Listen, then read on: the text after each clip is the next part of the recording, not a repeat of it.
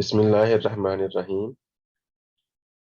مثالی مسلم معاشرے کا قیام علامہ اقبال رحمۃ اللہ علیہ کا خواب تھا۔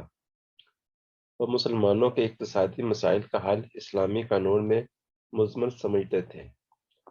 تحریر ڈاکٹر طاہر حمید تنولی۔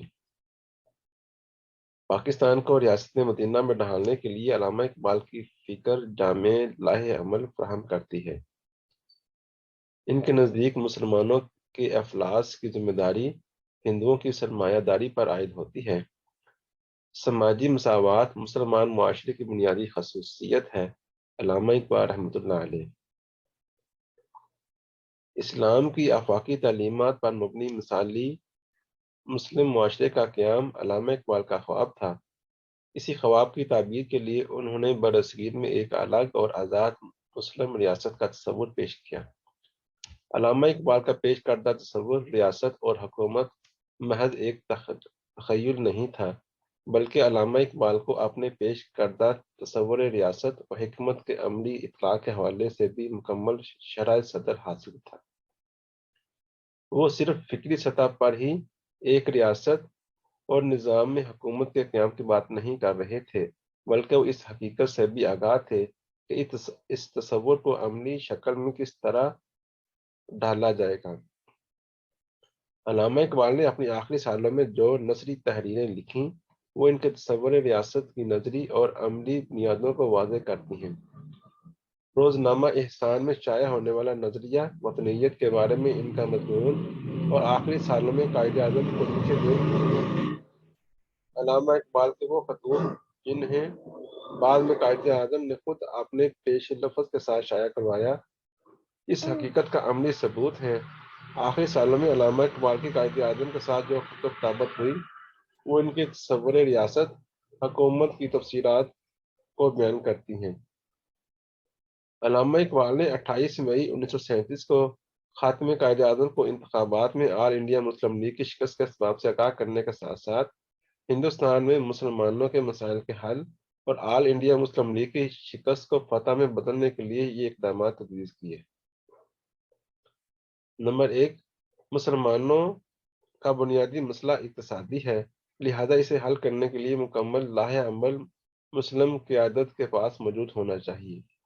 2، مسلمانوں کے اقتصادی مسائل کا حل قانون اسلام میں مضمر ہے۔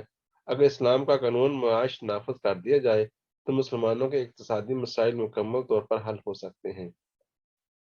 3، تاہم اسلام کے قانون معاش کی حقیقی فروغ اور نفاذ کے لیے ایک یا ایک سے زیادہ آزاد مسلمان ریاستوں کا قیام ضروری ہے۔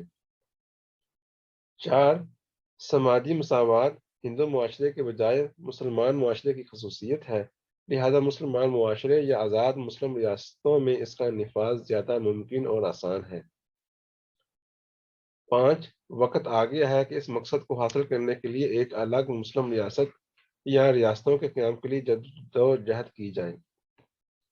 اس خط میں علامہ اقبال نے لکھا کہ لیگ کو انجام کار یہ فیصلہ کرنا ہی پڑے گا کہ وہ مسلمانوں کے اعلیٰ طبقہ کی نمائندہ بنی رہے یا مسلمان عوام کی نمائندگی کا حق ادا کرے، جنہیں اب تک نہایت بجا طور پر لیگ میں کوئی وجہ دلکشی نظر نہیں آئی۔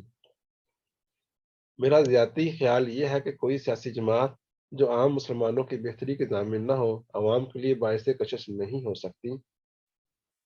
مسلمانوں کے اقتصادی مسائل کا ذکر کرتے ہوئے علامہ اقبال نے لکھا، روٹی کا مسئلہ روز بروز شدید تر ہوتا چلا جا رہا ہے۔ مسلمان محسوس کر رہے ہیں کہ گزشتہ 2 سالوں سے ان کی حالت مسلسل گرتی چلی جا رہی ہے۔ مسلمان سمجھتے ہیں کہ ان کے افلاس کی ذمہ داری ہندوؤں کی ساہوکاری اور سرمایہ داری پر عائد ہوتی ہے، لیکن یہ احساس کہ ان کے افلاس میں غیر ملکی حکومت بھی برابر کی حصہ دار ہے، اگرچہ ابھی قوی نہیں ہوا، لیکن یہ نظریہ بھی پوری قوت و شدت حاصل کر کے رہے گا۔ یہ سارے مسائل حل کیسے ہوں، اس طرف اشارہ کرتے ہوئے علامہ اقبال نے اسی خط میں لکھا، خوش قسمتی سے اسلامی قانون کے نفاذ میں اس مسئلے کا حل موجود ہے، اور فقہ اسلامی کا مطالعہ دور حاضر کے تقاضوں کے پیش نظر دوسرے مسائل کا حل بھی پیش کر سکتا ہے۔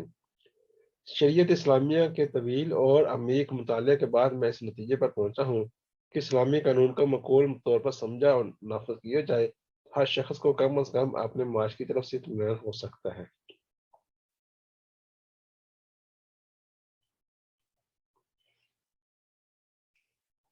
حقیقت یہ ہے کہ علامہ اقبال کی یہی وہ تحریر تھی اس نے قائد اعظم کو برصغیر کی سیاست کے بارے میں اپنا نقطہ نظر بدلنے پر مجبور کر دیا۔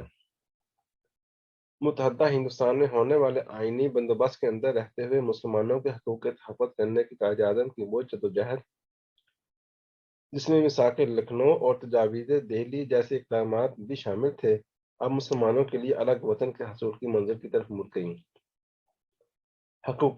حقیقی جمہوری روایات کا قیام، اسلام کی سماجی، معاشرتی اور معاشی اقدار کو روبے عمل کرنا اور بین الاقوامی سطح پر انسانی وحدت کے امکانات کو بروئے کار لانا علامہ اقبال کے تصور ریاست و حکومت کے بنیادی اجزاء ہیں۔ علامہ اقبال یہ سمجھتے تھے کہ سماجی اور معاشرتی سطح پر اسلام کی روح جمہوری ہے، لیکن صدیوں تک مسلم معاشرے کی شہنشاہیت کے زیر اثر رہنے کے باعث اسلام کی حقیقی روح جو اجتماعی زندگی کے سماجی، معاشی، معاشرتی اور قانونی و ثقافتی میدانوں میں سامنے آنی چاہیے تھی، دنیا اس سے آشنا نہیں ہو سکی۔ خطبہ الہ آباد میں علامہ اقبال نے جب الگ اسلامی ریاست کا مطالبہ کیا تو دیگر اسباب کے علاوہ ایک یہ سب بھی بیان کیا۔ علامہ اقبال نے فرمایا، اس لیے میں ہندوستان اور اسلام کی فلاح و بہبود کے لیے ایک متحدہ مسلم ریاست کے قیام کا مطالبہ کر رہا ہوں۔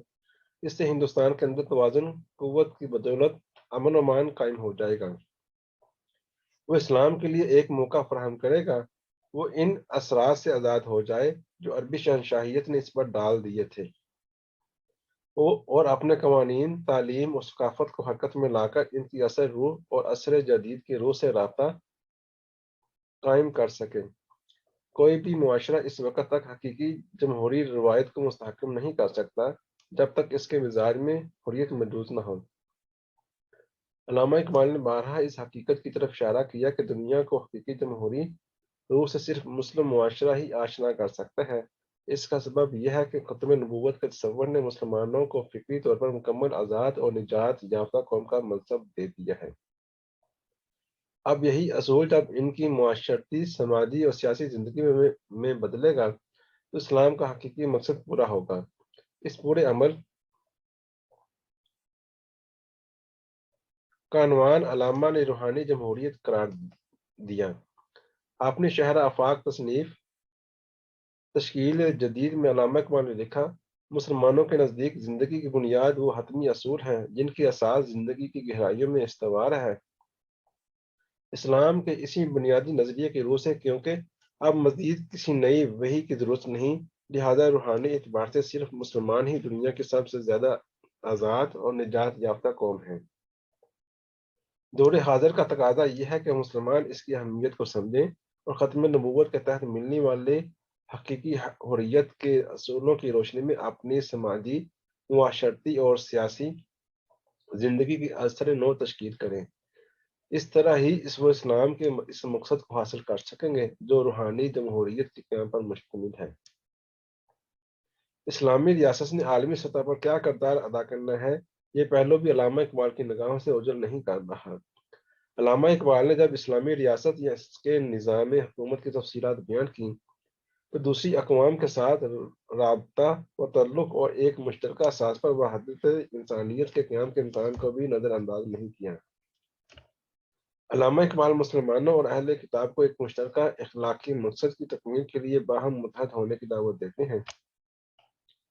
علامہ اقبال نے لکھا، ہندوستان کے علاوہ دیگر اسلامی ممالک کی ساری آبادی جہاں مسلمانوں کی اکثریت ہے، وہاں کی اقلیتیں قرآن مجید کے الفاظ میں اہل کتاب میں سے ہیں۔ کسی یہودی، عیسائی یا زرتشتی کے چھونے سے مسلمان کا کھانا ناپاک نہیں ہوتا۔ اسلامی قانون اہل کتاب کے ساتھ مناکحت کی اجازت بھی دیتا ہے۔ حقیقت میں اسلام نے ہی انسانیت کے اتحاد کی طرف پہلا قدم اٹھایا۔ وہ قدم یہ تھا کہ جن لوگوں کا اخلاقی نصب العین ایک جیسا ہے انہیں اسلام نے اتحاد و نفاق کی دعوت دی۔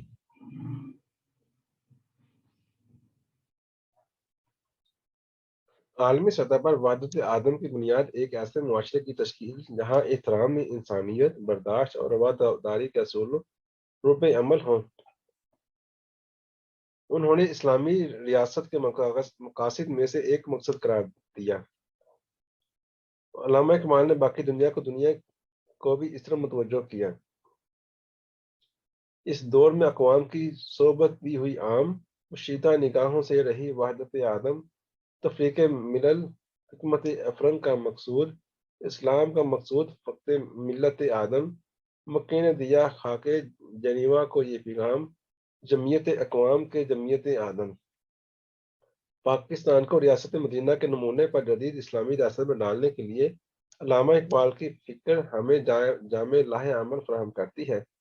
اس پر عمل پیرا ہو کر نہ صرف کہ ہم پاکستان کے مقاصد کو حاصل کر سکتے ہیں، بلکہ دنیا کے سامنے بھی ہم ایک مثالی معاشرہ قائم کر کے عملی نظریے فراہم کر سکتے ہیں کہ آج کے دور کے انسان کو سماجی و معاشرتی انصاف، معاشی تحفظ اور حقیقی روحانی جمہوریت کے ایک طرح سے کس طرح متمتع کیا جا سکتا ہے۔ اللہ حافظ۔